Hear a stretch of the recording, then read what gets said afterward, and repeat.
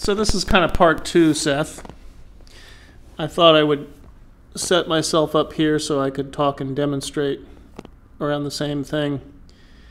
So very often what happens in terms of the hand pronating too much or supinating too much, I'll try to describe what I actually feel changes in my shoulder and through my elbow when I do one and the other.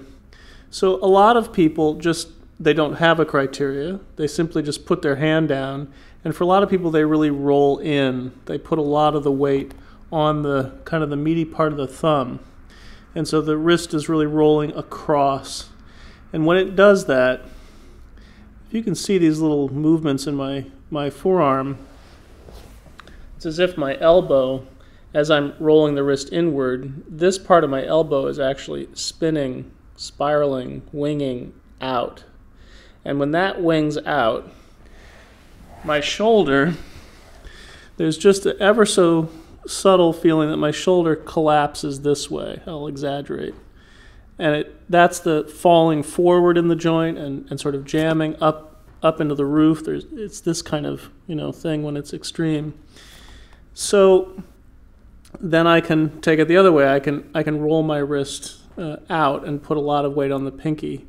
And again, when you put a lot of the pressure on this outer part of the hand out here, I don't think you have the big part of the radius really connected to where the weight is. It's really okay to have the weight centered really there in the palm. You just have to understand that this bone is really in the background and is a big part of your aim through the forearm.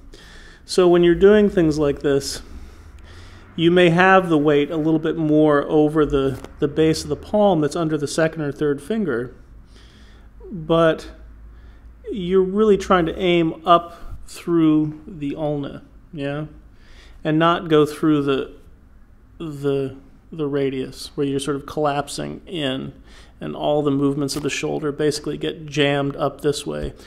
When it really gets good, you start to really have access to a deeper place in the back and the rib cage.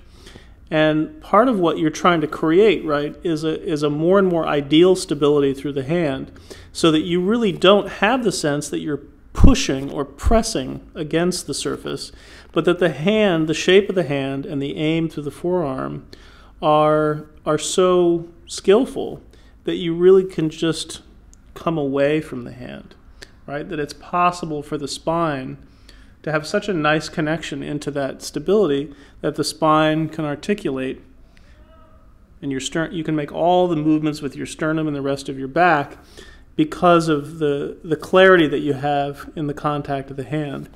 If you're too far rolled in and you're spiraling out, it's going to feel like the head just lifts at the neck, and all this stuff is very, very heavy and not very cooperative. And that's the way most people experience these lessons in the beginning. But obviously all the variations you do, all the sliding of the knee, that's all designed to wake up the more proximal musculature. So that whole aim is really important. And one of the little details that I've begun to work with is what I told you about in the comment, was this way of treating the hand almost like I'm opening a peanut butter jar, like I'm turning the lid of a peanut butter jar that way. Now I don't actually move the hand when I do this, but I have this. I'll sort of mush the skin of the table. You can see the vinyl kind of. Yeah, I don't even know if I do it that much, but I definitely want to understand that direction is available for me, and that's the direction that's going to provide me with a superior kind of strength and stability, whereas going this way has no future. This way is just, I'm just going to collapse into my support more and more, and that's the opposite of having the kind of stability where I can just come away from it. One of the things that I've often worked with is this notion of the second and third fingers and even the thumb, almost like I'm reaching to make them longer. I wouldn't say flatter. I would just say longer. And at the same time, the fourth and fifth fingers, I really picture as pulling shorter, pulling in to this part of the hand. So you're really activating somehow the flexors that feed so deeply into the elbow. And so you have this very slight spiral in the hand. And these are all images that can be worked on and that I'll try to include when I record some more of those lessons on the inner edges of the arms. But the turning of the peanut butter jar lid is a nice image to play with. I don't think you need to have this huge arch in the hand like that. I think you can really kind of minimize it. It of course depends on how much weight you're going to put on the hand. If you're doing a handstand, you've got an enormous amount of weight on the hand, so the dynamics of course might change quite a bit.